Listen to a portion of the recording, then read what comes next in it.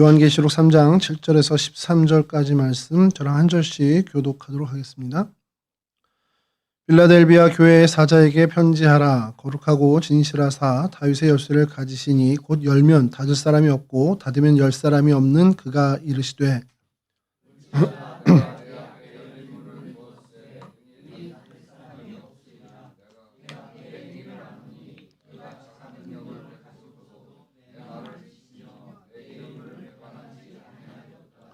보라, 사탄의 회당 곧 자칭 유대인이라 하나 그렇지 아니하고 거짓말하는 자들 중에서 몇을 내게 주어 그들로 와서 내 발 앞에 절하게 하고 내가 너를 사랑하는 줄을 알게 하리라.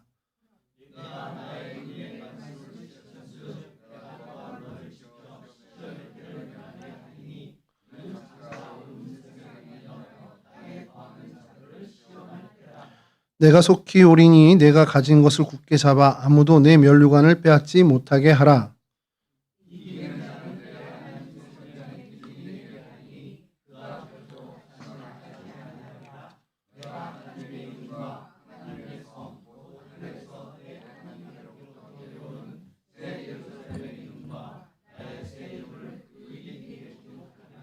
함께 하시죠. 귀 있는 자는 성령이 교회들에게 하시는 말씀을 들을지어다. 아멘. 오늘 저희가 살펴볼 성경의 장소는 빌라델비아입니다. 성경에는 요한계시록에만 딱 한 번 등장을 해요. 여러 일곱 교회를 소개할 때 명단에 한번 나오고, 그리고 계시록 3장 여기에 이제 빌라델비아에 대한 언급을 하는 부분에서만 나옵니다. 그 외의 성경에는 뭐 등장하지는 않고요. 그냥 교회사의 이야기 속에 좀 많이 등장하는 편이긴 합니다. 언제 이 빌라델비아라는 이름은 그 한자어다 보니까 저희가 이렇게 약간 어색할 수도 있는데 필라델피아입니다. 필라델피아인데 이제 성경에서 이제 빌라델비아로 이제 그렇게 쓰였죠. 뭐 지금 뭐 미국에도 필라델피아가 있고요. 또 여러분 잘 모르시겠지만 그리스에도 있습니다. 그리스에도 있고 오늘 여기가 이야기하는 이곳 터키 이제 트르키에도 있는데요. 지금은 이름이 좀 바뀌었습니다. 알라세히르라는 이름의 도시 알라세히르라는 이름을 가진 도시로 이제 바뀌게 됐죠. 빌라델비아는 헬라어로 필라텔포스라고 해서 그냥 형제 사랑이라는 뜻입니다. 그러니까 필라가 필로스에서 이제 나오죠. 사랑을 뜻하는 단어가 되고, 여러분 그 요한복음 마지막에 예수님이 베드로를 향해서 너 나 사랑하니라고 3번을 물으시잖아요. 그때 앞에 2번은 아가파오를 사용합니다.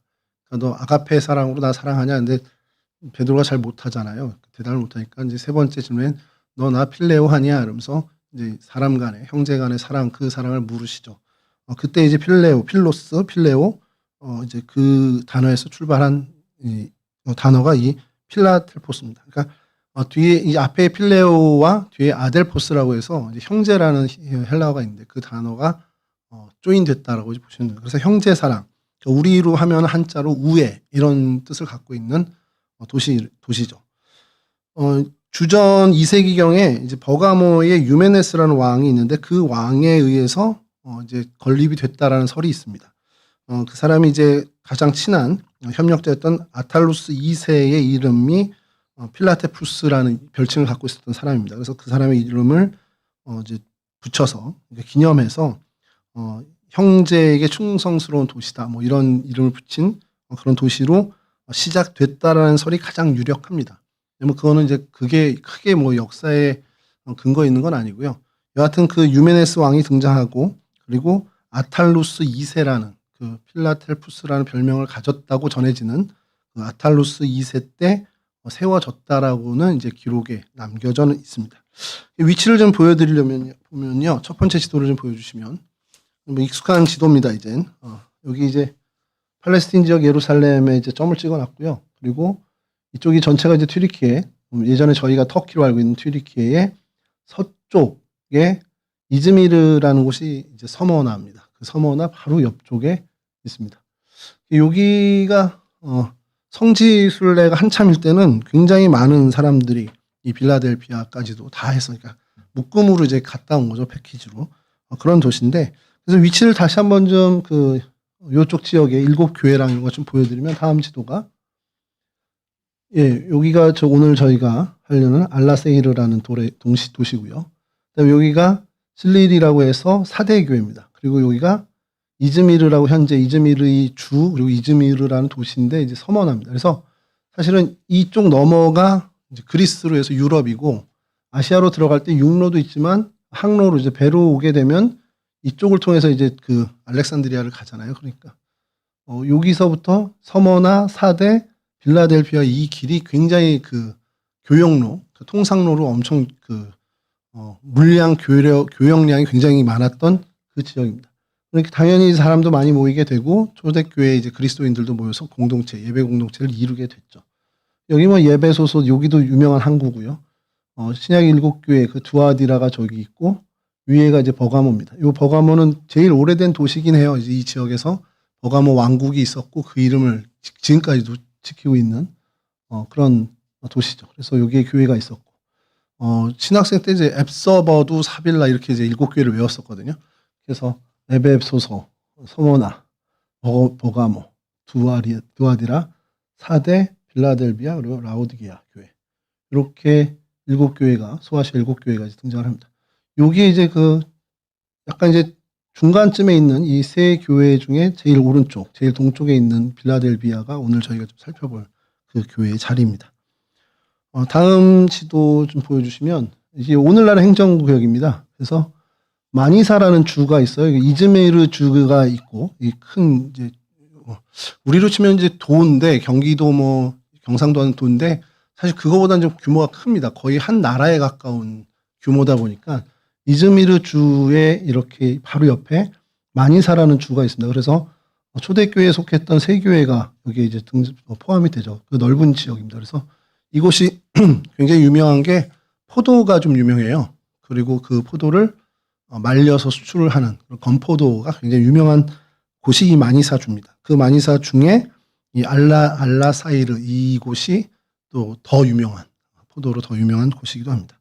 그래서 알라세이르 다음 지도를 보여주시면 이제 아예 확대돼서 이쪽이 큰 산이 있는 산맥입니다. 그리고 산기슭이고 그러니까 정확히는 북동쪽을 좀 도시가 향해 있고 그래서 북쪽과 동쪽을 이렇게 이제 이렇게 뭐라고 그러죠? 이게 방사 형태로 이렇게 도로가 좀 나 있는 상태고 요 산기슭이 예전에 이제 고성들이 좀 있었던 자리.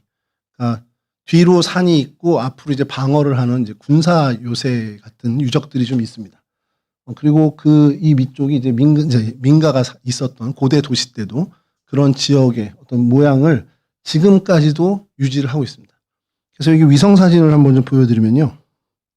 이 뒤에 투몰로스 산맥 이제 끝자락에 이 기슭에 옛날 유적들이 좀 있고요. 그래서 여기가 스타디움도 있는 고대 스타디움이 있는 그 장소이고요. 그다음에 이게 이제 이제 민간 주거 지역입니다. 그래서 굉장히 큰 규모인데 다 비슷비슷해요 높이가. 그래서 현재는 이제 모스크만 우뚝 솟고 그 외에는 거의 다 낮은 이제 주택들로 다 거의 다 채워져 있습니다.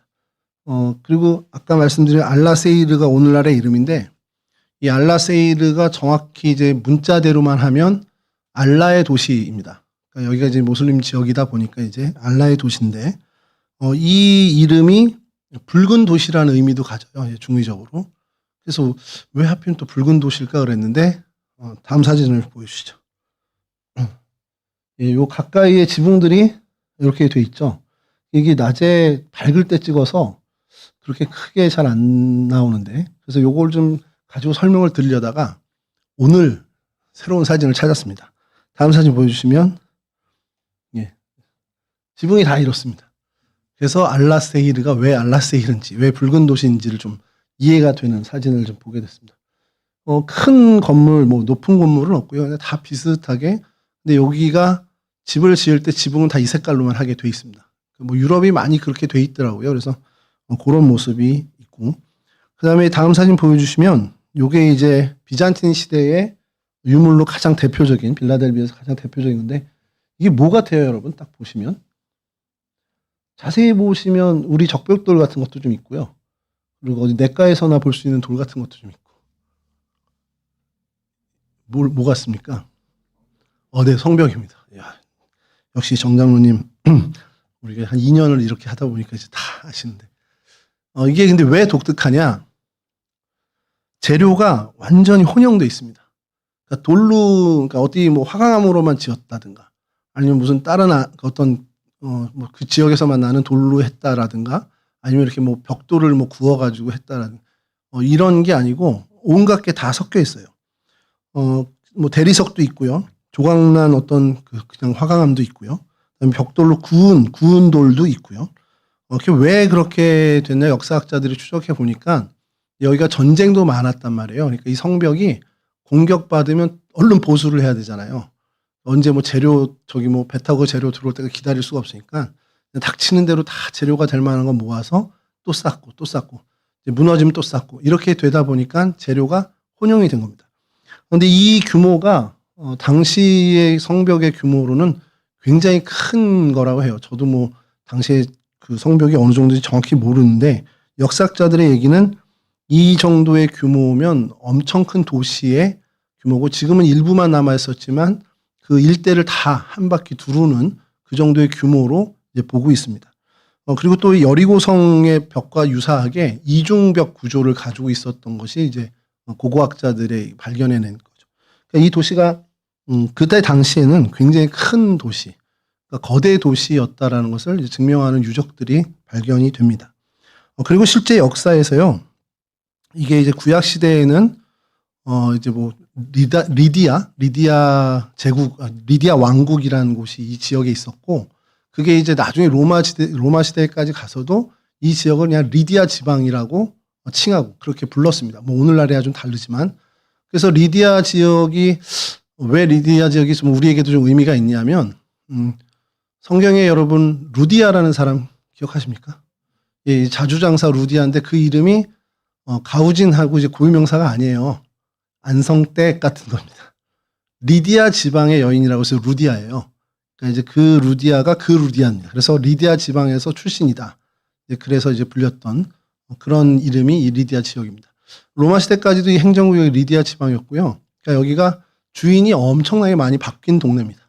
그래서 그 페르시아 제국이 이쪽을 탈환할 때 고레스 왕이 저 사대와 이즈미르, 서머나까지 진격을 하면서 이 지역을 찬탈할 때 이 빌라델비아죠, 당시의 리디아 지방, 여기를 무너뜨렸다라는 기록이 이제 역사에도 있습니다. 이제 그게 이제 고대의 어떤 그 침략 전쟁에 대한 이야기고요. 또 현대에 와서는 1차 세계대전이 이제 오스만 투르크 제국 그때 이제 없어졌지만, 이 동로마 제국, 비잔틴 제국이 있을 때 오스만 투르크가 이 지역을 침공하면서 이제 동로마 제국이 무너지잖아요. 그때 마지막까지 버텼던 도시가 이 빌라델비아입니다. 무려 20년을 포위가 됐는데 그 성 안에서 자급자족을 하면서 20년을 버텼던, 그러니까 굉장한 큰 요새였습니다. 요새였고, 그러니까 거의 난공불락이죠. 20년 버텼으면. 그리고 나서 오스만 투르크 제국도 이제 뭐 1차 세계대전이 이렇게 다 무너지면서 그리스가 사실 이쪽을 좀 장악을 하게 됐는데, 이 1919년, 20년 요때 이제 투르키에 이 사람들이 오스만 제국의 후예들이 독립전쟁을 합니다. 그래서 터키 독립전쟁으로 저희가 기억을 하는데, 그때에 여기에 또 그 스토리가 좀 있습니다. 그래서 그건 조금 이따 말씀드릴 텐데, 그때 터키가 이제 여기를 정복하고 독립을 이루면서 이 지역에 살고 있던 그리스 사람들, 그러니까 국적이 그리스 사람은 분명히 아닌데 쉽게 얘기하면 크리스찬들입니다. 그러니까 기독교인들을 다 몰아내게 됩니다.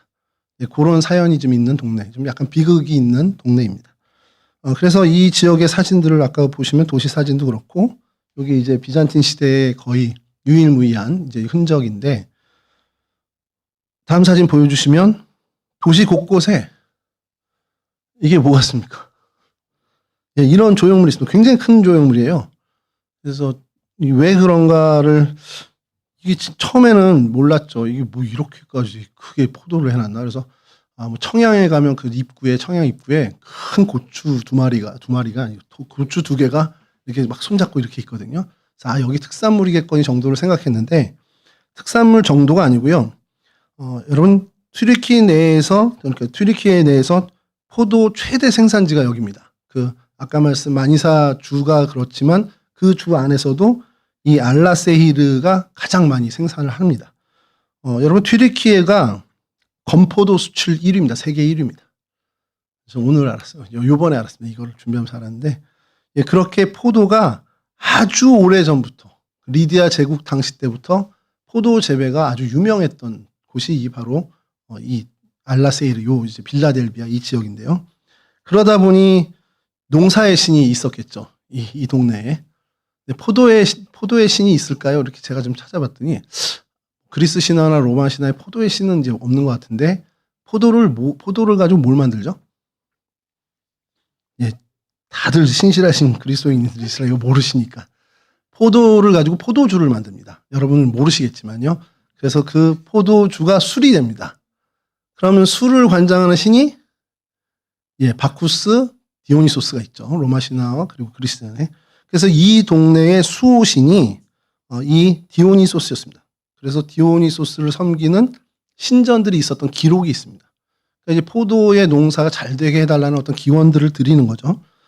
그래서 이때 이제 신약 시대까지 와서 이제 사도 요한이 이 빌라델비아 교회에 편지를 하던 이 시대까지도 와서 포도 농사는 뭐 엄청난 뭐 굉장히 많은 생산량을 하던 동네인데 서기 92년, 그러니까 주후 92년에 로마 황제가 공포령을 하는 포도 금지령, 우리말로 번역하면 이렇게 되는 거죠. 포도 금지령을 내리는데 당시에 이제 로마가 식량 수급 문제가 좀 어려움을 겪게 됐어요. 그러니까 이제 쌀이 부족해진 거죠. 쉽게 해서 이제 밀가루가 부족해지다 보니까 이 지역에 드넓은 그 포도밭을 갈아엎으라는 겁니다. 그리고 밀을 심으라는 거죠. 그래야 이제 식량 문제가 해결되니까. 그게 92년도에 로마 황제의 포도 금지령이 발효가 됩니다. 자, 그렇게 되고 그러면 그거를 재배를 한 다음에 내가 가질까요? 황제령이니까 황제가 다 가져가는 겁니다. 쉽게 얘기해서. 그러니까 이 지역이 갑자기 경제적인 큰 타격을 받게 됩니다. 그래서 지역 경제가 완전히 급락하게 되는 시절이 이 92년도 이후였다라는 거예요. 그리고 이게 정확히는 연도가 안 맞을 것 같은데 성경학자들은 좀 얘기하는 것이 이 상황을 요한계시록에서 언급한 거 아니냐. 너희들의 작은 형편이나 작은 능력을 형편 이 시절에 이제 경제적인 몰락을 갖게 된 이 빌라델비아 이쪽 지역의 이야기를 언급한 거 아니겠냐라는 이것도 설입니다. 그런 이제 주장들을 하게 됩니다. 그래서 너희들의 오늘 우리가 읽은 그 8절의 적은 능력이라고 표현된 게 그때 당시에 어떤 그 경제적인 상황이나 형편들을 언급한 거다라고 보는 성경학자들이 일부 있습니다. 그리고 다음 사진을 보여주시면 이 빌라델비아 이 시내 알세이르 시내 가장 중심 로터리에 이 기념비가 있습니다. 동상인데 튀르키예 해방 기념비입니다. 이게 뭐냐 군인들이에요. 군인들이 이렇게 했는데 이게 뭐냐면 1922년 이제 1차 세계대전 끝나고 여기가 이제 그리스가 점령을 하던 시절입니다. 그리고 그 점령을 견디지 못한 이 튀르키예의 오스만 투르크의 후예들이 여기서 독립전쟁을 하게 됩니다. 그래서 1922년 9월 4일에 무스타파 케멜이라는 사람이 이끄는 터키군, 당시의 터키군이 이곳을 탈환하면서 명실상부한 독립을 이루게 됩니다. 그래서 이 사람들의 적어도 이 알라세이르 이 도시의 축제는 9월 4일입니다. 이제 9월 4일 이 탈환 기념일. 그러니까 저희 같으면 뭐 9.28 서울 수복 뭐 요런 아마 느낌이겠죠. 그런 가장 큰 축제일로 여기 행하고 있고 그때 그 승리의 상징물로 이제 지어놓은 곳이 이 동상입니다. 이게 왜 좀 얘기를 드리냐면 이제 1차 세계대전 직후에 1919년부터 1922년까지 이 전쟁이 이어집니다. 굉장히 오랜 기간 전쟁이 이루어지는데 그때 이제 결국엔 이 튀르키예 군이 이 지역을 탈환하면서 이제 독립을 이루게 되죠. 그럼 이 지역에 살고 있던 민간인들이 있잖아요. 이제 그리스의 보호 아래 살고 있던 그리스도인들입니다. 크리스찬들입니다. 동방종교 사람들이죠, 정확히. 그 사람들을 1923년에 조약을 맺습니다. 그래서 인구 교환 조약을 맺어서 무조건 다 떠나게 합니다. 그래서 아무것도 못 갖고 떠나게 해요. 그러니까 그냥 정말 몸만 그 배에 실어서 그리스로 넘어가게 됩니다. 이 사람들이 뭐 2만에서 3만 정도로 뭐 추정을 하고 있는데 그 사람들이 이제 간 곳이 다음 지도를 띄워주시면 이제 여기가 이제 알라세이르고요. 그다음에 배를 타고 건너서 그리스 땅에 도착을 합니다. 여기 아테네가 여기 바로 여기 해안에 있죠. 일단 아테네에 정착을 합니다. 그리고 아테네 북부에 거처를 마련해서 이제 정말 힘든 시절을 이제 시작한 거죠. 자기들이 모여 있는 그 지역을 원래 도시 이름이 있었겠지만 아테네 북부에 자기들이 정착을 하면서 이름을 붙이는데 새로운 빌라델비아라는 뜻을 가진 네아 빌라델비아라고 이름을 붙이게 됩니다. 그래서 실제 지금도 그 도시가 있습니다. 거의 뭐 몇 년입니까? 이제 1차 세계대전 거의 뭐 100년 넘게 지났는데 이렇게 있어요. 지금도 있고 그 후손들이 굉장히 번화한 주거 지역으로 높은 경제적 수준을 갖고 살고 있습니다. 그때 당시 이주했던 후손들입니다. 지금 이 사람들도 거의 다가 후손입니다. 그래서 아테네 북부에 네오 빌라델비아라는 지역이 있습니다. 그러니까 아테네시 행정상으로 아테네시 안에 있는데 저희로 치면 뭐 서울시 안에 어떤 뭐 동대문구 이렇게 있는 것처럼 네아 빌라델비아라는 그 지역이 있습니다. 그래서 그곳으로 이주해서 살게 됩니다. 약간 그런 1923년에 그리스와 투르키 사이에 인구 교환 협정이라는 비극이 좀 있죠. 그래서 자기가 일구어놨던 모든 것들을 다 놓고 빼앗기고 쉽게 해서 빼앗기고 완전히 몸만 갖고 이제 그리스로. 사실 이 사람들이 다 그리스 사람은 아니에요. 그냥 기독교인입니다. 기독교인이고 인종은 뭐 그 튀르키예 뭐 그 지역의 사람들도 있고 근데 단지 종교가 기독교라는 것만으로도 그곳에 있지 못하고 이제 넘어가게 되는 약간 이제 청교도 같은 그런 당시 요 근래사의 청교도 같은 그런 느낌입니다. 그래서 건너가서 그곳에서 새로운 빌라델비아를 이제 건설하고 정착하게 됩니다. 근데 이 역사는 이렇고요. 여기 이제 안에 사도 요한이 편지를 한 동네잖아요. 굉장히 의미 있단 말이죠. 근데 당시에는 편지를 하던 그 당시에는 예배당이 이렇게 갖춰져 있지는 않았을 겁니다. 보통 이제 가정 집에서 이렇게 모여서 예배를 드렸을 거고 어느 정도의 성도인지는 모르지만 어쨌든 칭찬받는 그리스도인들이었죠. 그들이 이제 성경 안에 칭찬받는 교회로 여겨져서 이 비잔틴 제국에선 성경을 어쨌든 내용을 아니까 그 사람들 그 초대 그 빌라델비아의 교회에 그들의 신앙을 우리가 이어받자라는 그 계승 차원에서 예배당을 짓게 됩니다. 그 예배당이 유스티아누스 1세, 그러니까 비잔틴 동로마 제국이 전성기 시절인데, 그때 당시니까 한 6세기 정도, 500년 정도 됐을 겁니다. 주후 500년 정도 됐을 때, 돔 구조를 가진 바실리카 양식의 대규모 교회를 짓습니다. 그냥 기록에 어떤 엄청 큰 규모의 예배당을 지었다라고 되어 있단 말이에요. 근데 이게 고고학자들이 이제 현대에 와서 발견하게 된 엄청난 구조물을 이제 확인이 된 겁니다. 이제 이게 성 요한 교회라는 것이 확인이 됐는데 사진을 보여주시면 뭐가 교회인지 모르시겠죠. 예, 이게 기둥입니다. 하나, 둘, 셋, 네 개가 있어야 되는데 세 개밖에 없습니다. 예배당 기둥이 이래요. 여러분 보시면 집 하나만 해요. 기둥이. 그러니까 엄청난 큰 규모의 예배당이었던 건 맞습니다. 근데 사실 이 간격을 보면 우리 유방희 장로님도 계시겠지만 저 간격의 규모의 예배당인데 저렇게 두꺼운 기둥을 한다라는 건 고고학자들도 좀 이해를 못했던 겁니다. 처음에는. 이유가 있어요. 이 지역이 지진이 엄청 발생하는 지역입니다. 그러다 보니까 예배당을 지을 때 그 전성기 시절이죠. 비잔틴 제국 전성기 시절에 지진에도 영향받지 않을 하나님의 집을 지어야 된다. 이제 그들의 목표가 그랬습니다. 그래서 뭐 내진 설계 이런 건 없었겠죠. 그러니까 일단 크고 단단하게 지으면 지진에 견딜 거야라는 생각으로 이제 지은 것이 이런 규모가 돼버린 겁니다. 그래서 뭐 어떤 모양일 거다라는 추정은 있지만 뭐 이게 딱히 뭐 이렇게 어떤 뭐 조감도나 이런 걸로 나온 게 없어요. 그래서 이 정도 규모라는 것 그리고 이제 떨어져 있는 유적들의 기둥의 어떤 머리들 이런 거를 가지고 이게 바실리카 양식이었을 거다라는 추정만 하는 중입니다. 비산틴 제국이 이곳에 이렇게 교회를 짓고 근데 이 문제는 오스만 제국이 아까도 말씀드린 것처럼 이곳을 포위해서 이제 비잔틴 제국이 무너지게 될 때 이곳이 이제 20년 동안 이렇게 포위를 당하면서 이제 고난을 당하게 되고 이제 이후에 무너진 후에 오스만 제국 그리고 또 1차 세계대전 또 뭐 튀르키예 독립전쟁 이런 여러 전쟁들을 겪고 근데 이제 그 고고학자들 얘기는 그런 전쟁으로 인해서 이 예배당이 파괴된 거는 극히 일부일 거라는 겁니다. 그러면 어떻게 이렇게 다 무너지게 됐냐라고 하면 이 시절에 지진이 여러 차례 강진이 있었다고 해요. 이제 기록에 남은 거죠. 그래서 그 지진으로 인해서 예배당이 무너진 것으로 이제 추정을 합니다. 그게 이제 거의 정설입니다. 그래서 이 예배당을 좀 살펴보면 다음 사진 보시면 입구에 이렇게 되어 있습니다. 성 요한교회가 돼야 되는데 저거 뭐지? 왜 진이지? 제가 이렇게 무식해서 이게 진이지 하고선 계속 이 자료를 찾아보니까 요한이 영어로 하면 말씀하셔야 됩니다. 존이죠. 존.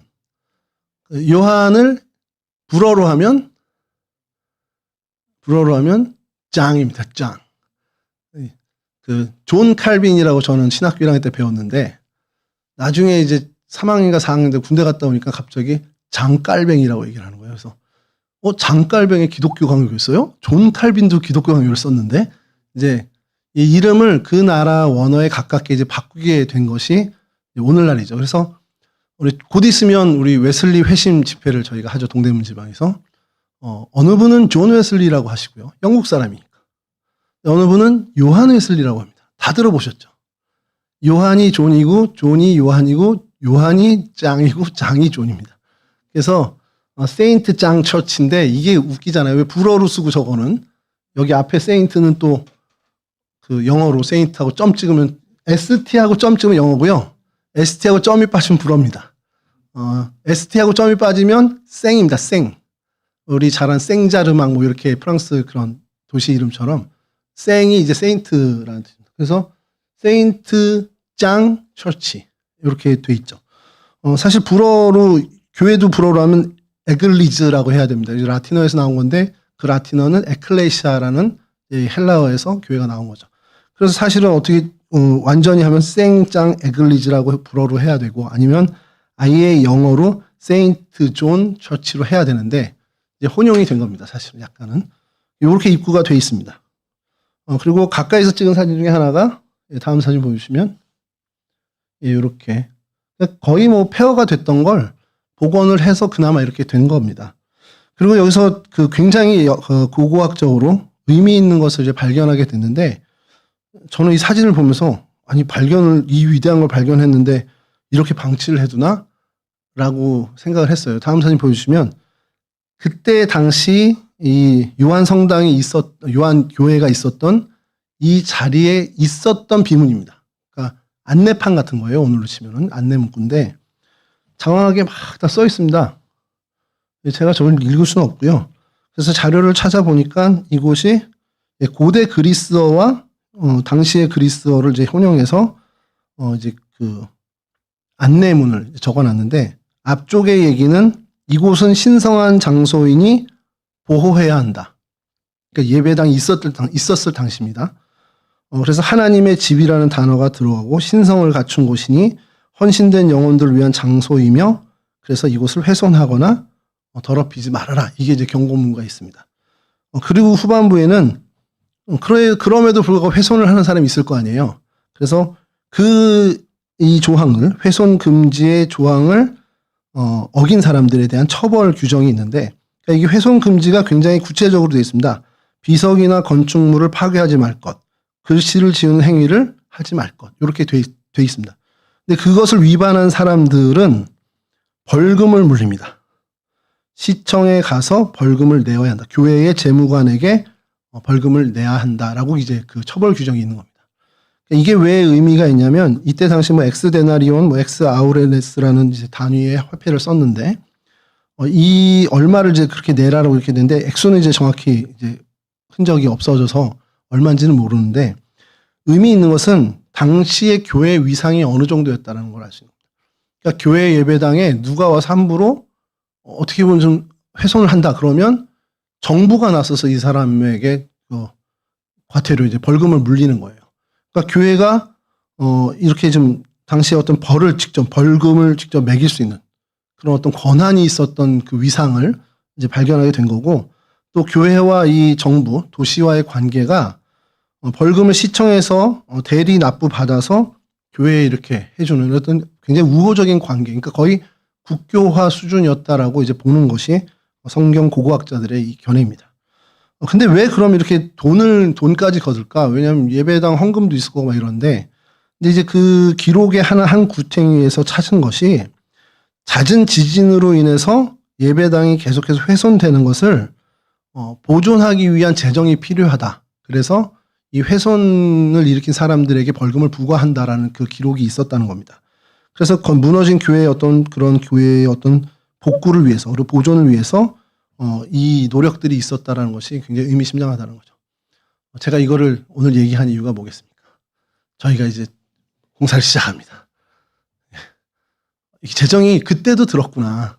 지금만 재정이 드는 게 아니구나. 그때도 보존을 하고 보수를 하려면 재정이 많이 들어서 정부까지 나서서 이거를 좀 도와줬구나. 근데 저희는 뭐 동대문구청이 도와주지 않으니 저희가 어떻게든 해야 된다라는 그런 생각에 이제 좀 소개를 했습니다. 되게 귀한 자료가 있더라고요. 그래서. 근데 이제 아이러니하게도 다음 사진 보여주시면 굉장히 의미 있는 자리잖아요. 요한이 편지를 했던 교회 공동체가 있었던 자리, 그 가정집이었다고 생각되는 그 터 위에 이 교회를 지었는데, 지금 현재 어떻게 돼 있냐? 그 위에 지금 교회가 있으면 얼마나 좋겠습니까? 교회가 아닌 모스크가 있습니다. 우리 잘 알고 있는 저 기둥은 미나렛입니다. 걔네들 이제 기도 시간 되면 이렇게 딱 종치듯이 마을 전체에 이제 딱 알리듯이 하는 그 미나렛 타워가 있고, 이 알라세이르 여기는 역시나 이슬람 지역입니다. 그리고 사실은 좀 마음 아픈 게 굉장히 성 요한교회로 어떻게 보면 기독교의 그 전성기를 구가할 때 당시의 예배당의 그 상징물이 이제는 정말 폐허만 되고 오히려 그 자리에 모스크가 들어섰다라는 것. 찬란했던 기독교 도시 빌라델비아가 오늘날은 알라의 도시라는 이름인 알라세이르라는 이름을 갖게 됐다라는 것도 사실은 굉장히 좀 마음 아픈 그런 모습이기도 합니다. 그래서 오늘 이 도시는 요 정도고요. 뭐 교회사에서 언급된 많은 이야기들이 있습니다만 뭐 그 크게 있는 것보다는 이제 이그나티우스라는 이제 교부가 있습니다. 그래서 그 분이 여기서 로마로 순교하러 이제 가던 그 길에 이곳에 머물렀던 그 기록이 사실은 빌라델비아에서 교회사에서는 가장 큰 교회사 역사에서는 가장 큰 기록이기도 하고요. 그리고 이곳에 순교자들 11인의 순교자 이런 그 이야기가 있는데 핍박이 되게 심했었어요. 로마 시절 그때 초창기죠. 아주 초창기 이 예배당이 생기기도 전인 초창기에 이 지역의 핍박에 많은 순교인들이 있었다라는 것. 그리고 빌라델비아 최초의 주교가 요한 3서 12절에 데메드리오였다라는 것이 이제 성경학자들이 거의 이제 이건 정설로 이제 받아들이고 있는 그런 빌라델비아입니다. 그래서 이런 정도의 역사를 갖고 있고 성경에서 이야기하는 도시고 뭐 더 하게 되면 뭐 시간이 부족하죠. 뭐 이야기하고 예전 로마 시절에 뭐 그 11인 순교의 이야기들도 막 거의 뭐 동화처럼 화형을 집행을 했는데 그 나무 기둥에 모아놓고 불을 피잖아요. 근데 이 불이 사람에겐 붙지 않고 이제 사람을 감싸듯이 보호막처럼 감싸 불이 막 보호막처럼 해가지고 결국에는 안 죽으니까 뭐 오랜 시간이 타질 않고 죽지 않으니까 병사가 와서 이제 창으로 찔러서 죽였다라는 그런 전설과 같은 이야기도 이곳에 등장을 합니다.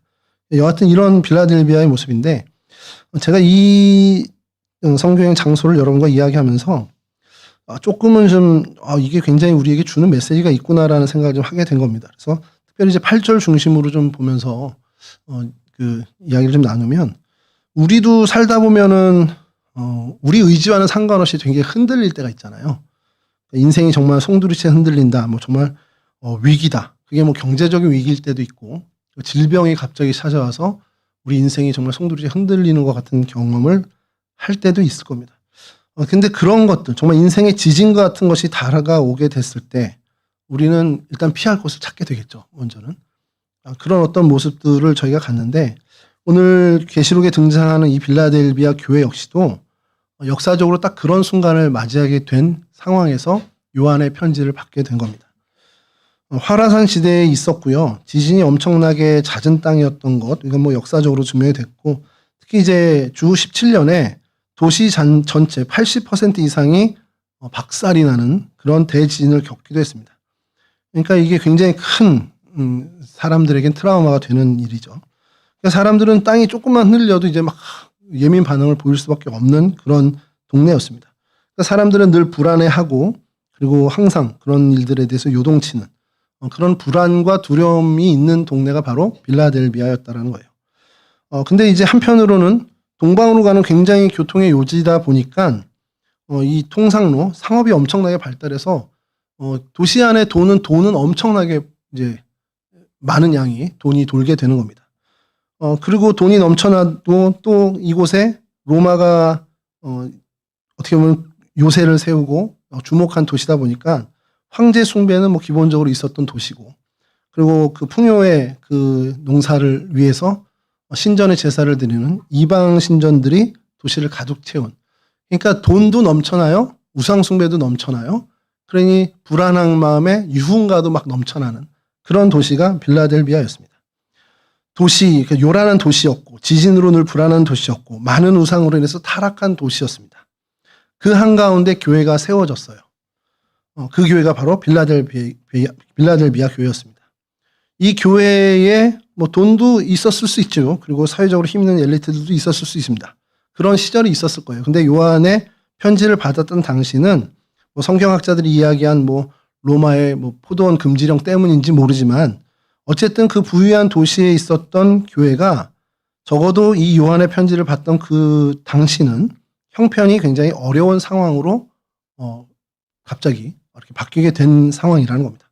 그래서 8절 앞부분에 보면 내가 내 행위를 아노니 네가 작은 능력을 가지고서도, 그러니까 이들이 지금 능력이 변변치 않게 된 상황에 내몰렸다라는 겁니다. 적어도 이 시점에 빌라델비아 성도들 대부분은 약자가 되었다라는 거예요. 가난했을 수도 있고요. 뭐 영향력이 없던 거라고 할 수도 있습니다. 근데 이어지는 9절에는 사탄의 회당이라고 불리는 유대인 무리들이 이들을 핍박까지 했다라는 겁니다. 그러니까 뭐 당시의 유대 사회는 그렇죠. 유대교 회당에서 핍박을 받고 유대인 그룹에서 쫓겨났다 그러면 말 그대로 출교를 당했다 이런 어떤 신분이 든다면 이건 사회적으로 사형 선고를 받은 겁니다. 그러니까 그런 어떤 절박한 상황으로 내몰렸던 사람들이 빌라델비아의 그 교인들이었다라는 거예요. 장사도 할 수 없는 상황이 될 수 있었을 거고요. 어떻게 보면 밥줄이 끊겨버리는 그런 살벌한 상황이 됐을 수도 있습니다. 그 혹독한 핍박 속에서 어떻게 보면 생존을 정말 어떻게 보면 겨우겨우 이어가던 이 연약하고 초라한 사람들이 모인 교회가 빌라델비아 교회였어요. 그런데 그들에게 주님이 뭐라 하십니까? 8절 말씀에는 작은 능력을 안쓰럽고 불쌍하게 여기는 게 아니라 그걸 가지고 오히려 위대한 순종을 한 너희들 내가 칭찬해 라고 얘기하시는 겁니다. 8절 그 뒤입니다. 작은 능력을 가지고도 내 말을 지키며 내 이름을 배반하지 아니하였도다. 이게 주님의 평가예요. 야, 상황이 너무 그런데, 야, 내가 봐도 안쓰러운데, 야, 그런데 너희들 이렇게 멋지게 순종을 하는구나. 이게 주님이 말씀하시는 겁니다. 사실 이게 우리의 신앙 방식이에요. 사실은 이제까지 여러분들이 뭐 이렇게 계산하고 뭐 이렇게 기록을 안 해놔서 그렇지, 여러분들이 이제까지 살아온 신앙의 방식이, 신앙의 행보가 이와 같았었습니다. 그러나 우리가 오늘에 와서는 어떻게 자꾸 바뀌냐? 자꾸 핑계를 대는 겁니다. 신앙생활 하면서 우리의 윗세대가 그렇게 살아온 것을 보고 또 우리도 그렇게 살아왔음에도 불구하고 오늘날 와서는 자꾸 우린 이래요. 하나님, 내가 요즘 바빠서요. 하나님, 제가 요즘 건강이 안 좋잖아요. 하나님, 제가 요즘 경제적인 상황이 좀 안 좋습니다. 이런 여러 핑계를 대면서 내 능력의 크기가 안 됩니다. 이걸 하나님한테 하소연합니다. 그리고서는 하나님 앞에 순종하는 것, 신앙의 방식, 그 바른 신앙의 길을 걷는 것을 조금은 주저하거나 포기하는 부분이 많다라는 겁니다. 그래서 우리는 자꾸 내 능력의 크기를 보는 거죠. 아, 내가 이거 할 수 있을까? 아유, 내가 이걸 어떻게 해? 이러면서 저희는 자꾸 우리 능력의 크기를 따집니다. 그러면서 얄팍한 이제 계산기를 두드리는 거예요. 아, 내가 이걸 할 수 있을까? 내 능력을 할 수 있을까? 막 계산해 보면 안 나오는 거죠. 그런데 빌라델비아 교인들은 안 그랬다는 겁니다. 그런 계산기 두드리지 않았다는 겁니다. 능력이 작으면 작은 대로, 핍박이 오면 오는 대로 묵묵히 그 자리에서 내가 할 말씀에 대해서, 내가 따라야 할 말씀에 대해서 순종했다라는 거예요. 상황하고 아무 상관없이 그냥 주님 말씀하시니까 해야지. 지진이 나서 땅이 흔들리고 로마 황제가 칼을 들이대고 유대인들이 밥그릇을 뺏는 그런 절박하고 막막한 현실 속에서도 그들은 예수의 이름을 포기하지 않았습니다. 적당히 세상이랑 타협할 수 있죠. 에이, 그래, 다음에 하지. 그래도 요 정도 이렇게 하면서 요 정도 내가 양보하고 갈게. 이렇게 하지 않고, 그렇게 편하게 하지 않고, 내가 죽으면 죽었지 뭐, 그냥 예수 믿다 죽으면 되지 뭐, 이런 어떤 신앙의 야성을 갖고 살았던 사람이라는 거예요. 근데 여러분, 우리가 이미 경험해 봤지 않습니까? 여러분, 우리가 말씀에 순종하고 하나님 말씀대로 살았던 우리의 기억들에 보면 그때 우리가 힘이 넘쳐났을 때가 아닙니다. 우리가 돈이 넉넉했을 때가 아니었어요. 순종이란 게 그렇죠. 내 힘과 돈이, 능력이 넘쳐나기 때문에 순종했던 게 아닙니다. 그냥 우리는 순종할 때 그냥 하나님의 은혜로 순종한 겁니다. 내가 져야 할 십자가구나. 이건 내가 해야 되는 거구나. 그냥 하나님 말씀에 묵묵히 어렵지만 힘들고 알지만 따랐습니다. 그게 우리가 살아왔던 그 신앙의 행보였습니다. 어떻게 보면 사람들은 미련하다고 생각할 수도 있겠죠. 좀 바보라고 여길 수도 있습니다만 그렇게 보일 정도로 우리는 말씀에 묵묵히 순종하며 버텨냈던 기억이 있습니다. 그리고 빌라델비아 교인들도 그러한 순종을 했고요. 그리고 그들을 주님이 뭐라고 하십니까? 3장 8절 후반부 볼지어다 내가 내 앞에 열린 문을 두었으니 능히 닫을 사람이 없으리라. 세상은 그들을 향해서 다 문을 닫아버렸습니다. 오늘날 뭐 취직문도 닫고 성공의 문도 닫고 환영하지도 않고 뭐 갈래야 갈 수 없는 게 벽밖에 없는 그러한 현실에 우리가 놓여졌는데 그러한 현실에서 다윗의 열쇠를 가진 주님께서 우리의 순종만 보시고 은혜의 문을 열어주시겠다는 겁니다. 빌라델비아 교인에게도 그렇게 열어주셨고요. 하나님이 여시면 세상의 그 어떤 권력도 사단의 회방도 결단코 닫을 수 없는 그런 은혜의 문을 열어주셨다는 거죠. 그리고 두 번째 약속입니다. 12절인데요. 이기는 자는 내 하나님 성전에 기둥이 되게 하리니 그가 결코 다시 나가지 아니하리라. 왜 기둥일까라는 생각을 좀 많이 하게 됐습니다. 이 본문을 보면서 아니 왜 성전에 뭐 여러 개 있는데 왜 갑자기 기둥으로 했지? 성전의 기둥이 사실은 뭐 좋을 건 없잖아요. 사실은 성전의 강대상이 제일 좋지 않습니까? 이렇게 딱 주목하고. 근데 기둥이 되게 하겠다. 이들의 상황을 보세요. 지진이 막 흔들립니다. 세상에서 지진 때문에 핍박 때문에 불안하고 떨며 어디 도망 다녔던 그들의 상황과 형편. 그러나 너희를 이제 영원히 무너지지 않는 전혀 흔들리지 않는 그 견고함 안에 성전의 든든한 기둥으로 내가 세우겠다는 겁니다. 근데 이게 말씀을 준비하다가 아까 그 사진을 보면서 이 기둥 때문에 막 고민하고 때 저 사진을 본 거예요. 그랬더니 야, 저 기둥을 보면은 이 말씀이 되게 확 와닿겠다. 저 정도 기둥이면 대단한 건데 이런 생각이 좀 들더라고요. 그러니까 하나님께서 그 든든한 기둥으로 확 박아주겠다는 겁니다. 요동하지 않게 해주겠다는 거예요. 그러니까 정말 흔들리지 않는 견고한 평안을 우리 가운데 주시겠다는 약속입니다. 이게 굉장히 큰 위로죠. 세상의 세파에 힘들리고 어떻게 살아가지? 나 노후에는 어떻게 살지? 이런 걱정과 염려를 해야 되는 형편인데도 걱정하지 마. 내가 너 붙잡아 줄게. 하나님이 아주 확실하게 약속을 해주시는 겁니다. 여러분 오늘 우리가 발딛고 사는 이 세상 빌라델비아가 처했던 그 세상 그 빌라델비아 도시와 별반 다르지 않습니다. 뭐 수시로 요동치는 시절 살고 지금 전쟁 때문에 얼마나 우리가 난리 났습니까? 언제 어떤 일이 벌어질지 모릅니다. 세상에 저는 이런 전쟁이 날지 진짜 꿈에도 생각 안 했거든요. 그리고 석유 좀 안 들어오면 어때? 뭐 딴 거 하지 그랬는데 나쁘다 뭔가 그거 안 들어오니까 아무것도 안 되는 거예요 지금. 뭐 종량제 봉투도 없다 그래서 집사람이 사오라고 그래서 저기 편의점 거기까지 가서 이 전쟁이 나에게까지 이렇게 영향을 주는구나 이제 그런 생각을 했는데 여러분 언제 어떤 일이 어떤 형태의 지진이 우리 인생에 찾아올지 모릅니다. 그때 우리가 어떻게 해야 되겠냐는 거예요. 세상 사람들처럼 그래 좀 몇 장 더 사놓자 아니면 야 여기 이게 더 낫지 않겠어? 그래 지금 주식이 떨어지는데 지금 사놔야 되는데 이런 세상의 지혜가 아니라 그 사람들의 돈이나 권력이나 어떤 자신들의 가지는 인맥이나 자신들이 생각하는 그 동아줄을 잡으려고 하는 이리저리 다니는 분주하게 뛰는 게 아니라 그냥 우리의 자리에서 묵묵히 이 시대를 위해서 기도하고 우리의 신앙의 자리를 지키는 그런 순종의 삶을 살면 되는 겁니다. 그러다 은혜의 문을 열어주시면 감사합니다 땡큐 하는 거고요. 그러다 죽으면 죽는 거죠. 그게 뭐 하나님 앞에 가는데 의미 있지 않습니까? 그러니까 그걸 우리에게 요구하시는 거예요. 내가 가진 능력이 남들에 비해 턱없이 부족하죠. 우리 힘 없습니다. 우리 교회, 뭐 다른 큰 교회들에 비하면 힘 없죠. 작은 능력이라고 할 수밖에 없습니다만 절대 주눅 들을 필요 없다라는 것이 오늘 우리에게 하시는 말씀입니다. 그 작은 능력으로라도 하나님 말씀, 하나님 우리 주님을 꼭 붙잡기만 하면 된다라는 거예요. 당장 좀 손해보는 것 같죠. 억울한 일 당하는 것 같기도 합니다. 그러나 하나님의 방식, 하나님의 법도에 따라서 순종하는 거룩한 신앙의 길을 걸어가면 하나님이 책임지시겠다는 거예요. 우리는 우리의 얄팍한 계산기를 두들깁니다. 이거 될까 이런 계산하지만 그거 내려놓으라는 겁니다. 계산으로 안 된다는 거예요. 내가 내 십자가, 져야 할 십자가 마땅히 지고 그렇게 신앙의 야성을 회복해서 가져가면 능히 닫을 수 없는, 누구도 닫을 수 없는 그 은혜의 문을 하나님이 열어주시겠다는 약속을 오늘 본문을 통해서 해주고 계십니다. 어느 분이 그러더라고요. 예전에 그 이어령 교수님이 한번 얘기했던 것이, 자기가 아무리 봐도 저 믿는 사람, 그분의 이제 가까운 믿는 사람이었겠죠. 그분을 보면서, 그리고 그 따님을 보면서도 했던 동일한 생각이라고 하시더라고요. 야, 내가 보면 쟨 지금 엎드려 울고 막 그냥 하소연할 수밖에 없는 형편인데 뭐가 저렇게 당당하고 저렇게 의기양양하고 저렇게 행복해하지? 그게 좀 의아했다라는 겁니다. 자기 기준으로 보면, 야, 쟤는 지금 한숨 푹푹 쉬고 어떻게 하지? 막 여기저기 다니면서 돈 빌리러 다니고 이래야 되는 앤데 전혀 그렇지 않고 너무 여유 있고 너무 행복해 보이고 너무 당당하더라는 거예요. 이제 그게 신앙을 갖고 나서 내가 그제서야 이해가 됐어라고 이제 하셨던 말씀이 있는데, 우리가 그렇게 살아야 되는 겁니다. 흔들리고 무너지는 세상에 있어요. 전쟁의 한복판 가운데 있긴 합니다. 그런데 거기서 두렵고 불안해서 앞으로 어떻게 되지 그거에 대해서 걱정하는 그런 삶을 사는 게 아니라, 세상 그렇게 돌아가라. 그렇다고 세상에 관심 없고 뭐 신경 쓰지 말라는 게 아니에요. 기도해야죠. 이런 상황을 우리한테 주셨으면, 아, 이 상황에서 하나님 내가 기도하기를 원하시는구나.